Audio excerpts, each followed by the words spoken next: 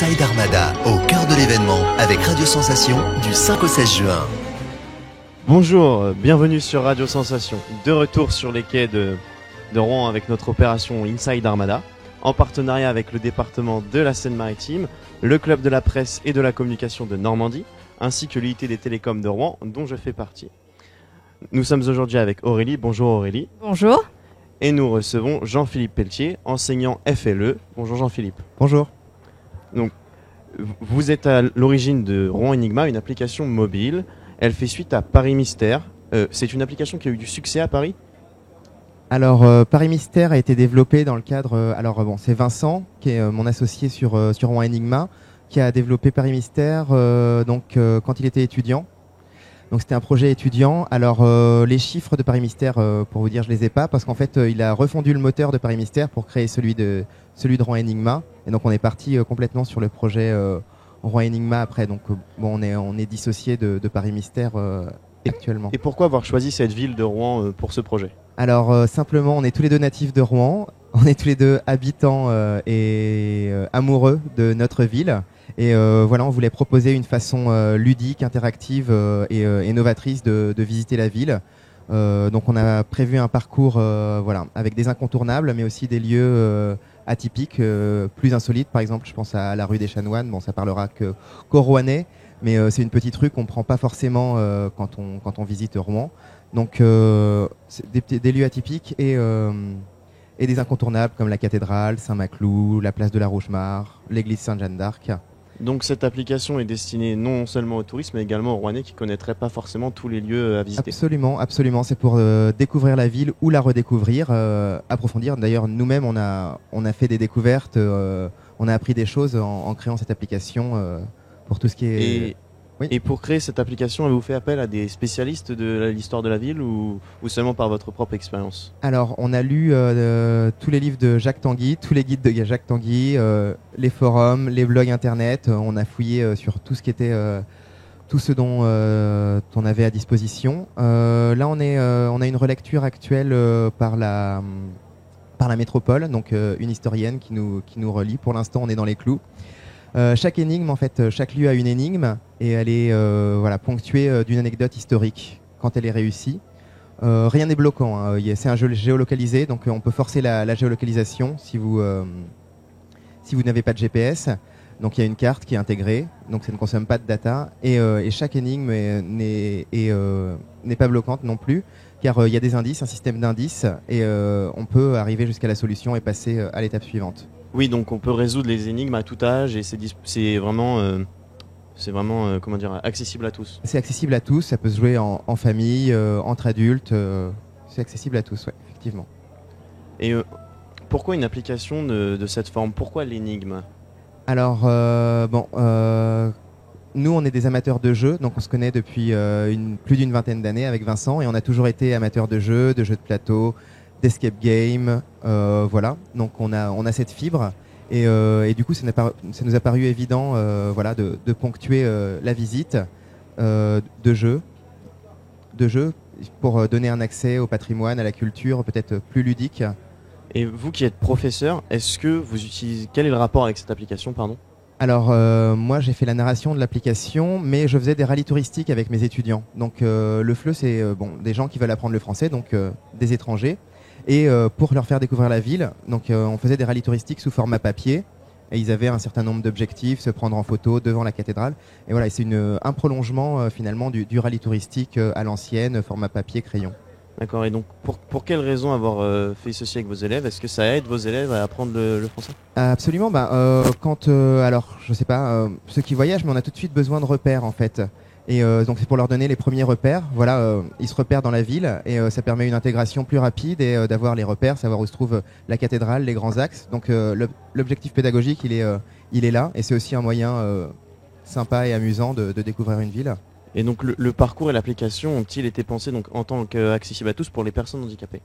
Alors le parcours se déroule dans les rues de Rouen, et principalement les rues piétonnes. Donc j'imagine un fauteuil roulant, c'est pas bloquant. Enfin, une personne handicapée peut tout à fait faire le parcours sans aucun problème. Et pour ce qui est de l'application, est-ce que pour les personnes qui ont des problèmes de vision ou des problèmes auditifs, il y a quelque chose ? Alors c'est disponible sur tous les supports, vous pouvez très bien vous téléchargez sur Play Store ou Apple Store et vous pouvez l'utiliser sur une tablette par exemple.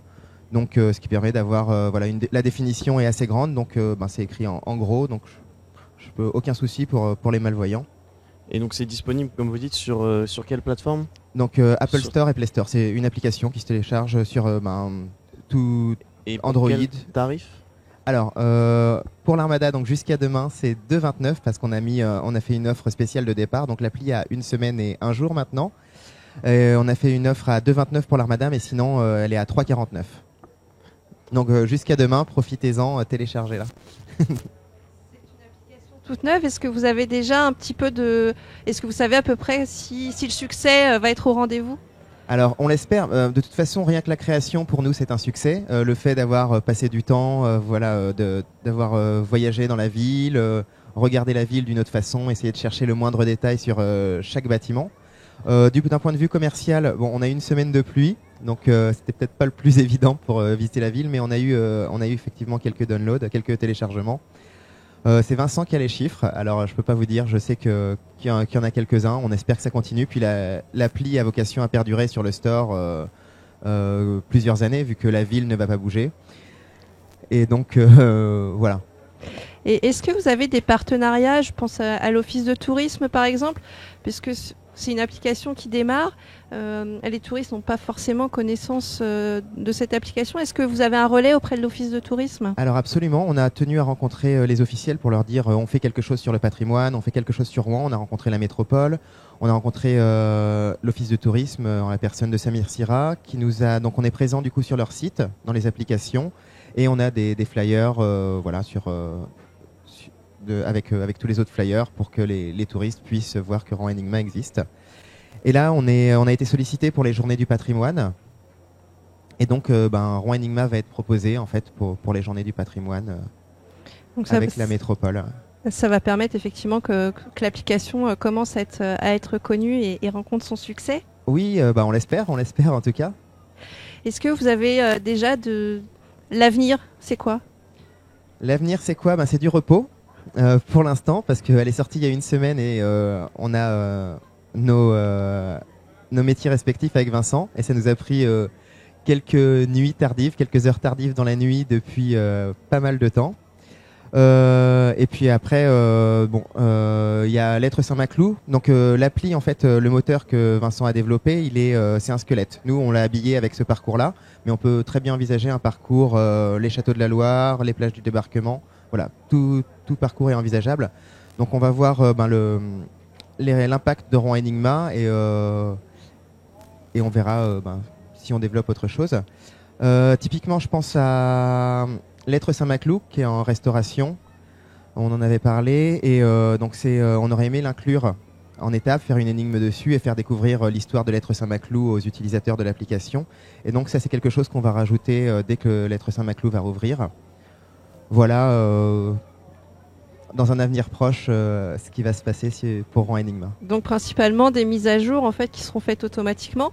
Alors oui, bien sûr. Une fois que vous avez l'appli, il y aura une mise à jour et il n'y a pas besoin de repayer l'appli. Une fois que vous l'avez payée, elle est à vous. Vous pouvez recommencer l'aventure autant de fois que vous voulez avec d'autres amis.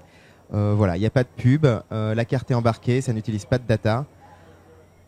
Oui, c'est important de le préciser aussi, qu'effectivement, ça ne consomme pas de données. Notamment, on l'a fait, ça, c'est surtout pour les touristes étrangers, en fait, qui n'ont pas forcément un forfait chez nous et du coup, qui peuvent consommer beaucoup de data s'ils ont besoin d'utiliser en permanence une géoloc. Pas avoir une facture astronomique. Non. Et justement, pour ces touristes étrangers, est-ce qu'il y a d'autres langues disponibles? Alors, pour l'instant, c'est disponible en français et en anglais.